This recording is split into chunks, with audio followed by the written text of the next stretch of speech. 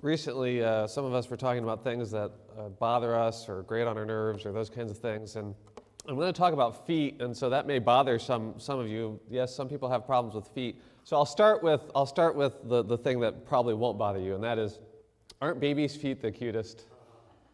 You know, like some people just, I mean, it's awkward when it's your baby and some stranger comes up and they see your baby and they just like grab their foot and I just want to eat your toes or something like that. That's really awkward. But, you've probably, the baby, it doesn't matter how cute or ugly the baby is, the feet are just, like who would call a baby ugly, right?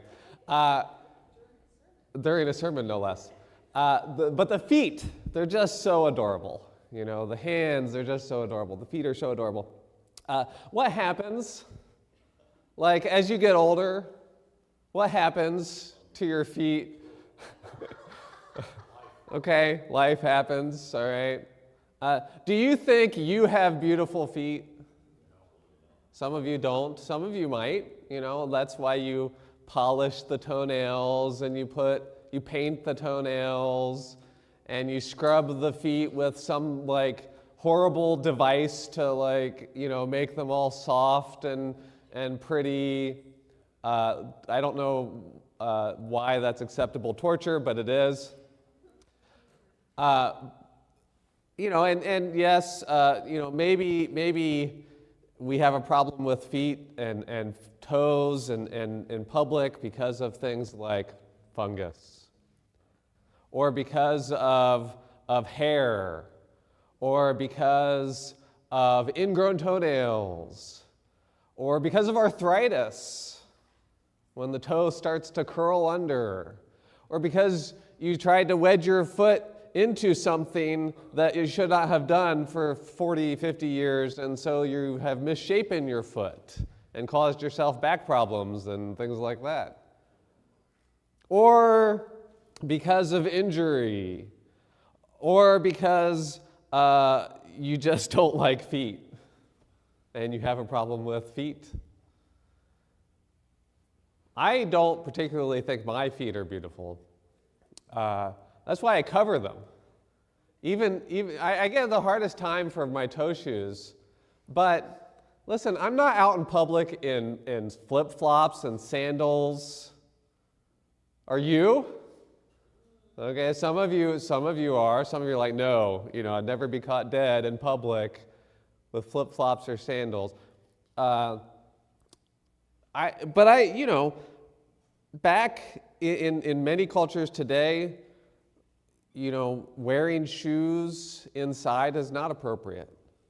In the biblical times, wearing shoes in a holy place, wearing your sandals in a holy place was not appropriate. You would take those off. Here, today, now, if I came up barefoot, you'd be like, what is wrong with you? Or more likely, what kind of crazy illustration is Christian going to do today?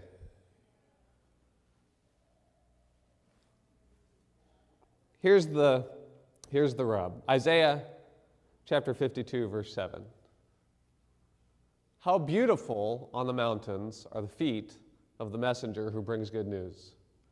The good news of peace and salvation, the news that God, the God of Israel, reigns. How beautiful on the mountains are the feet of the messenger. The point is not about, are your feet pretty? Do they have color on them? Have you scrubbed them well?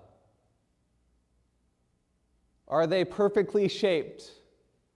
Are they insured for $1 million because you're a foot model? That's not what makes them beautiful. What makes our feet beautiful is when we bring good news. We are welcomed. We are embraced. We are wanted. We are desired. Don't you want to be around someone who shares something positive with you? Don't you want to celebrate with someone who shares good news with you?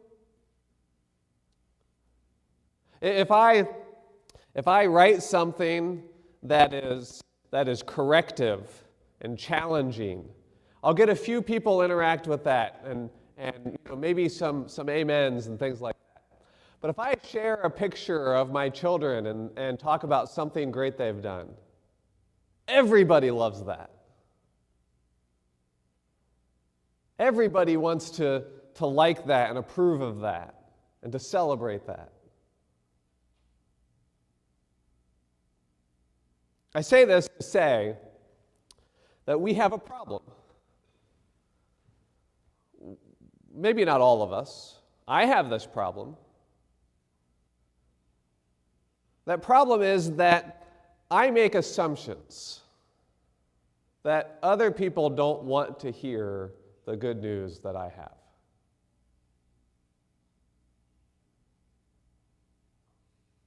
So I don't share it. Maybe my assumption is that they've already heard it. Oh, they already know this. So if I say it, I'm just telling them something they already know. We sang a song earlier, I love to tell the story.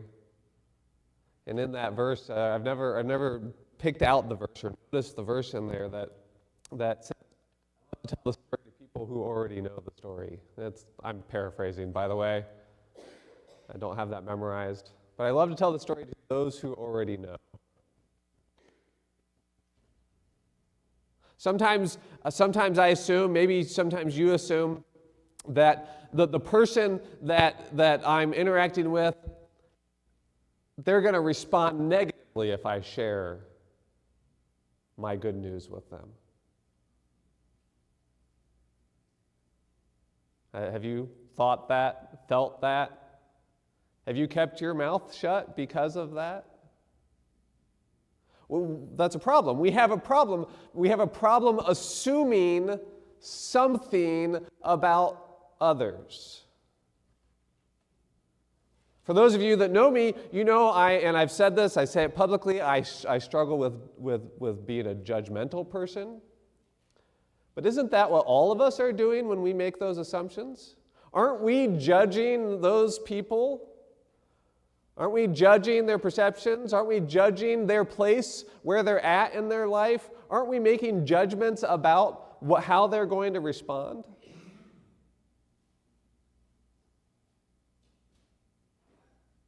So if you think I'm judgmental, I'm just kidding.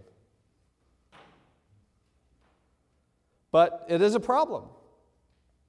It's a problem that we have. And I say this to a congregation that doesn't have many problems, and you're like, oh my, Christian, boy, you don't know. No, I know. I know you. And this congregation, you have a lot going for you. A lot. You are strong. Oh my, I don't feel strong sometimes. Sometimes I open the car door and it pushes me out of the way.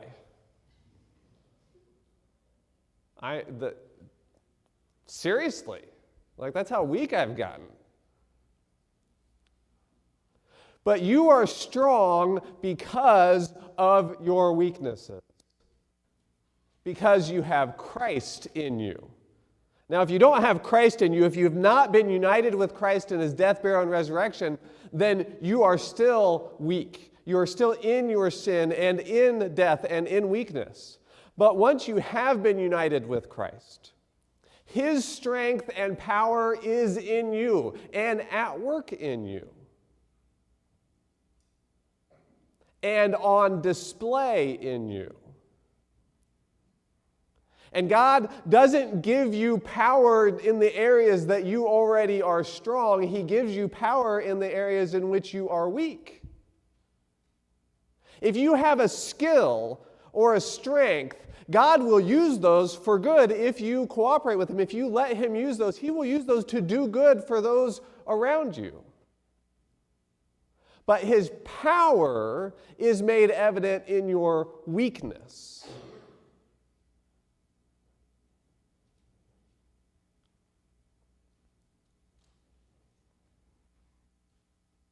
You guys are a great congregation. And I mean that. You're great. You're great not because you have authority. You're great not because of your numbers. You're great not because you look beautiful. Some of you do. You're great not because, you're great because of, I'm trying to be funny, okay? Work with me here. You're great because of your love. I want you to hear this. You are great because you love your neighbors, because you love others. You are strong, you are great, you are blessed. Tom reminded us last week that Jesus' words to Thomas, Thomas, you see and you believe. But those who have not seen but believe are blessed. Their faith is great. We have not touched Jesus' hands or his side, but we believe. And so we are blessed. I could continue, but I couldn't think of anything else. No, I'm just kidding. I could continue to talk about how great this congregation is together, but also individually.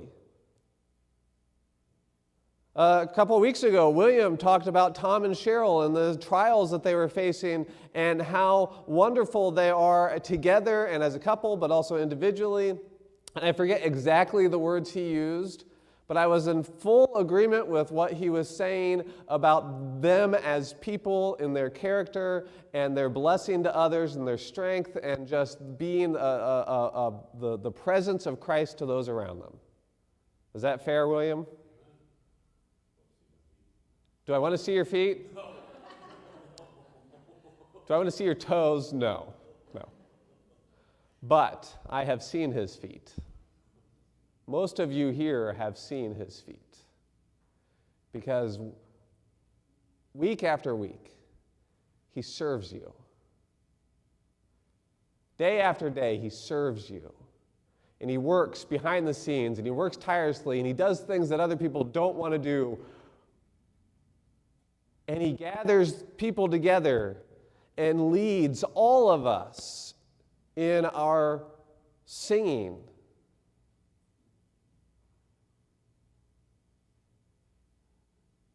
We've seen his feet.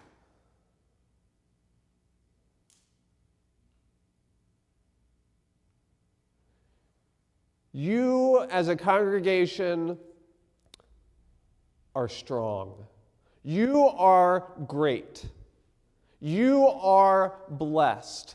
And anybody who comes here and stays here and sits with you and eats with you and listens to you will be blessed. And they will see your beautiful feet. But our problem isn't helping those people. You know, our problem where we assume and we don't talk. Let's do a little reading in Romans chapter 10. Actually, before we read this, I want to give the band a heads up because I'm going to ask them to do something. We don't normally do this, but I really felt like we should do this. So I'm going to ask them to add a song at the end. If you're willing to, you sang it already. And I'm not asking you to replace the one we have planned. Let's sing that one too. So let's sing 2 songs at the end of the service. I'll try not to go too long. But the last song we did already, which was called Gracefully Broken. Yes. If we could do Gracefully Broken in addition to the the other song we have planned, that would be great. If you are all like, no, then okay. Listen, this is an aside, and I shouldn't do this, but I think it goes with what we're talking about here. If the community doesn't agree, if the body doesn't agree with each other, then there's not unity, and that's a problem. And if we try and force our own agenda, that's not healthy. So I'm making an ask, but if the band's like, no, I don't think we should do this, then I'm going to submit to what they think. Would they do it if I just told them to do it? Absolutely. Will they do it? Probably. Like 99.9%, or I wouldn't have asked. I will have to sing it. I was singing. You want me to stand up here and sing? Mic'd? Oh my goodness. Let me tell you, one Sunday I forgot to turn my mic off, and I was down here singing my heart out. Because after the sermon, I'm worked up, and I'm praising God, and I'm singing, and I was mortified. But my oldest, who was working the sound, was like, oh, Dad, that sounded really good with the rest of the band. You should do that more often. And I said, nope. Just depends on the song. Okay, we've derailed long enough. Romans chapter 10, starting in verse 1, just to give us a little context here. Paul's writing, dear brothers and sisters, the longing of my heart and my prayer to God is for the people of Israel to be saved. And actually, stay there for a second. Verse 1. Dear brothers and sisters of Northside Church of Christ, and even if you don't feel like you're a member here, I'm talking to you too. The longing of my heart, and I believe the longing of most of your hearts, is for, and our prayer is that our neighbors would be saved. Our friends and our family would be saved. Verse 2. I know what enthusiasm they have for God, but it is misdirected zeal. For they don't understand God's way of making people right with himself. Refusing to accept God's way, they cling to their own way of getting right with God by trying to keep the law. For Christ has already accomplished the purpose for which the law was given. As a result, all who believe in him are made right with God. Let me read that again. Christ has already accomplished the purpose for which the law was given. As a result, all who believe in him are made right with God. Let's continue, verse 5. For Moses writes that the law's way of making a person right with God requires obedience to all of its commands. But faith's way of getting right with God says, don't say in your heart, who will go up to heaven to bring Christ down to earth? And don't say, who will go down to the place of the dead to bring Christ back to life again? In fact, it says, the message is very close at hand. It is on your lips and in your heart. And that message is the very message about faith that we preach. If you openly declare that Jesus is Lord and believe in your heart that God raised him from the dead, you will be saved. For it is by believing in your heart that you are made right with God, and it is by openly declaring your faith that you are saved. As the scripture tells us, anyone who trusts in him will never be disgraced. Jew and Gentile are the same in this respect. They have the same Lord who gives generously to all who call on him. For everyone who calls on the name of the Lord will be saved.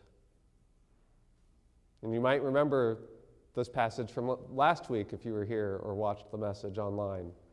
But how can they call on him to save them unless they believe in him? And how can they believe in him if they've never heard about him? And how can they hear about him unless someone tells them? And how will anyone go and tell them without being sent? That is why the scriptures say, how beautiful are the feet of messengers who bring good news. You and I have been and are being sent. Now, other translations in this passage say preach, not just tell, but preach. And I chose this passage or this translation on purpose because when we hear certain words, we tune out. We say, oh, that's for him, or him, or him. That's not for me.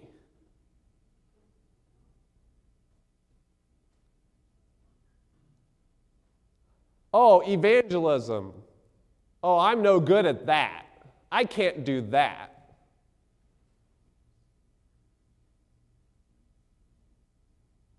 Maybe some other word, some other way of thinking about it. Listen, I've heard all of you talk. I know you can talk. Some of you can even sign. Some of you can talk, I mean, that's a second language. So, we've got multilingual people here.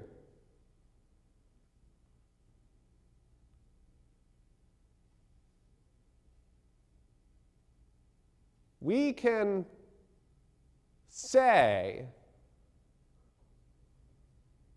to others what God is doing in this world, in our lives, in our church, through Christ crucified.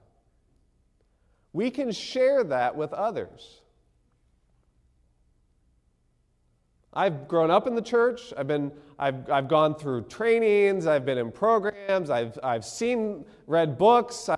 I've done all sorts of things. And what hangs me up, and I think what hangs most of us up, are these things go hand in hand. Two things. One is thinking about this in a way that makes me think, oh, I can't do that. And two, trying to do it in a way that does not fit who I am.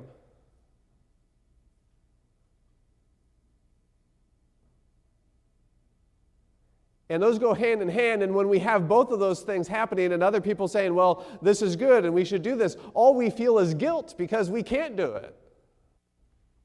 Have you ever felt guilty about not witnessing for Christ? Two of us, I guess. That wasn't.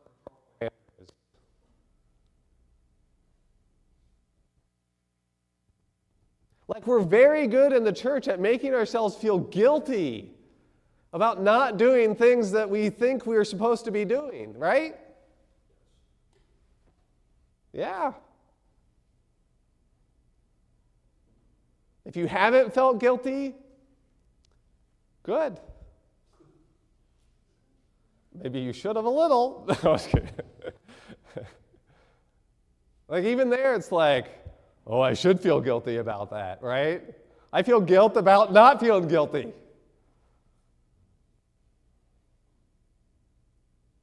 It doesn't need to be that way. It's not supposed to be that way.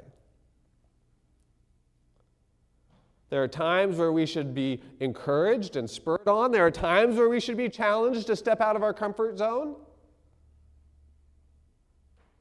Yeah, that's how we grow. But we don't grow from guilt. And we don't grow from trying to be somebody we aren't, or try to do something that we're not prepared for, or maybe we're not called for. Not all of us are called to preach. Not all of us are called to do the same things and in the same way. You're going to connect with somebody that I could never connect with. They're going to listen to you even when they would not listen to me. So don't try to be me. You're thinking, I don't want to be you anyways. Praise God.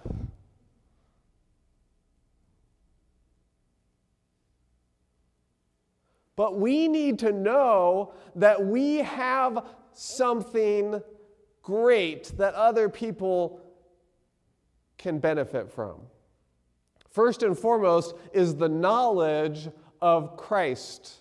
We know what Christ has done for us on the cross. That he was crucified, buried, and God raised him from the dead. And that he is alive today. And that through faith in him, others can have their sins forgiven. And they can be alive through Christ. Like we know that. And if we know that, then at the bare minimum, we have something great to share with others. And when we share that, we have beautiful feet.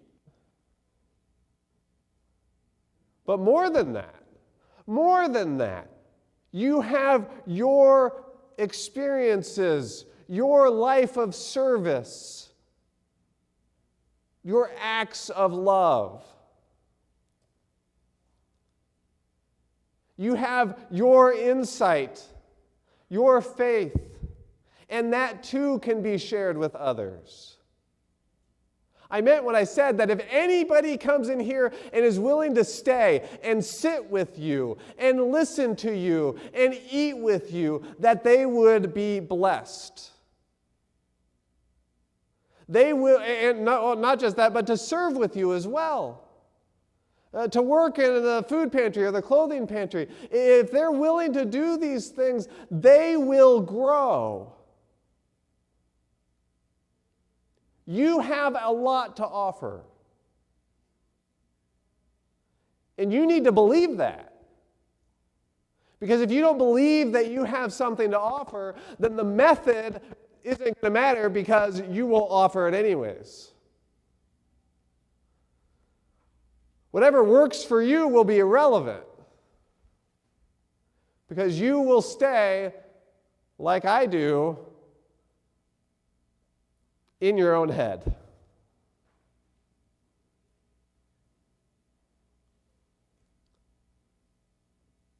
So you need to believe not just what Christ has done for you, but the power of God is at work in you right now. God's Spirit dwells within you if you have been united with Christ in his death, burial, and resurrection through baptism. He is in you, dwelling within your life and in your heart, to strengthen you when you are weak, to give you wisdom when you need wisdom, to give you words when you don't know what to say, to talk to God in ways that you don't know how to even talk to God. His power is available to you.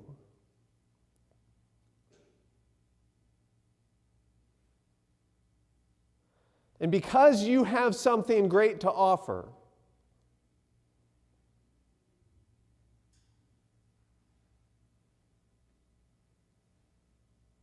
you have to let it out. You have to pour out your cup.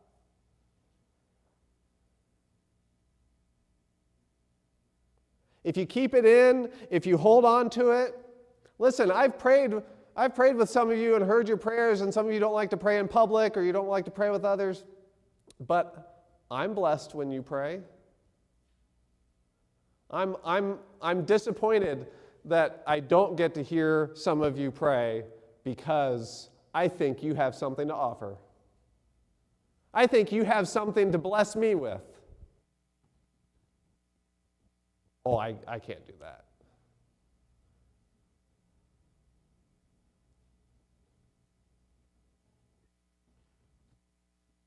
That's embarrassing. Oh, I don't know what to say.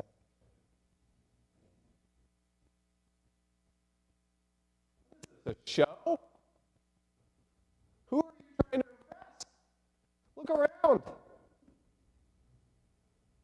Seriously, look around. Who are you trying to impress? We know each other.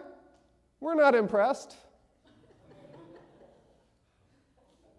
Okay? Let's start there. All right? The only place we can go is building up. To be encouraged. To be equipped. But you got to let it out.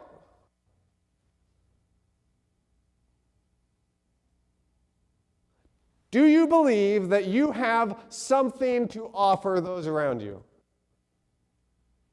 Do you believe that?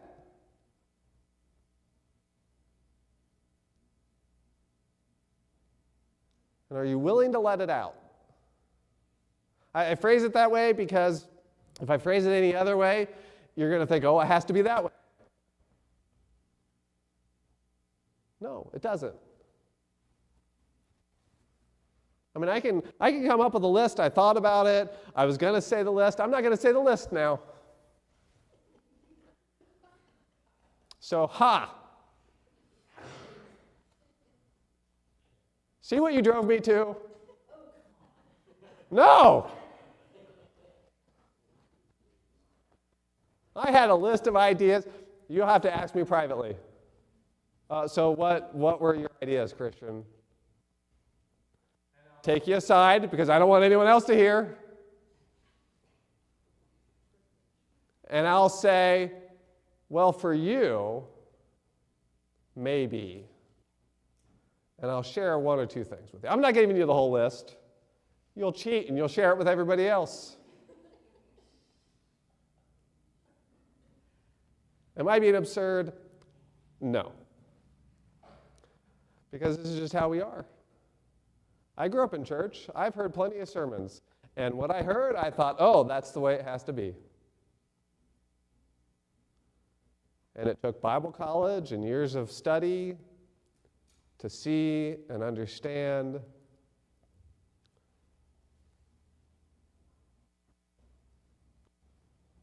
that we're different and we're blessed because we're different.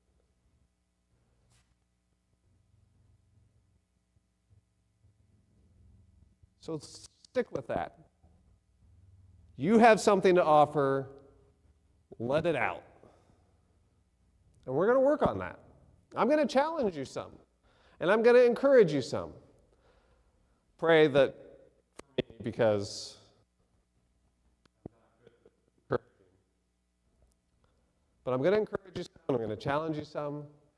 I want you to encourage each other. I want you to challenge each other. And we're going to work on this. We're going to work on believing that we have something to offer. And how can I let that out? Let's worship together. And I'm going to ask Tom to pray in between songs. Assuming you do both songs.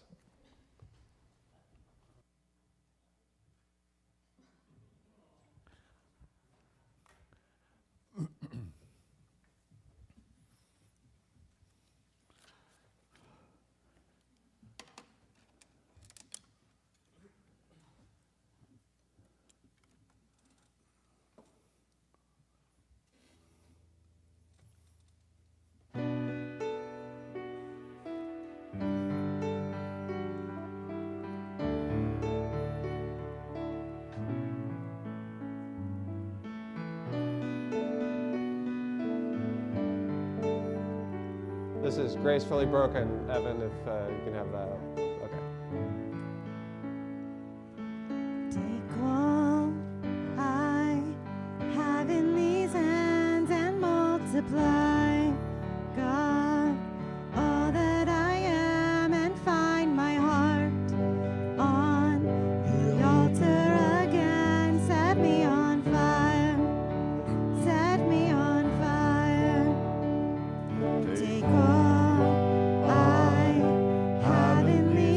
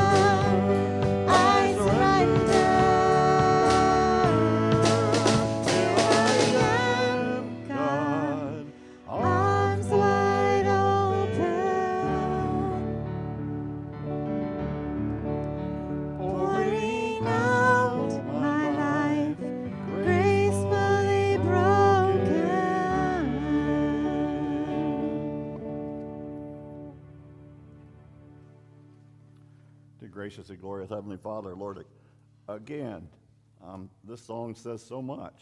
It says so much of what we just heard, that we need to be standing there with our arms wide open no matter what we think we've got to offer, but standing wide open knowing that you've got a plan of what you want us to offer.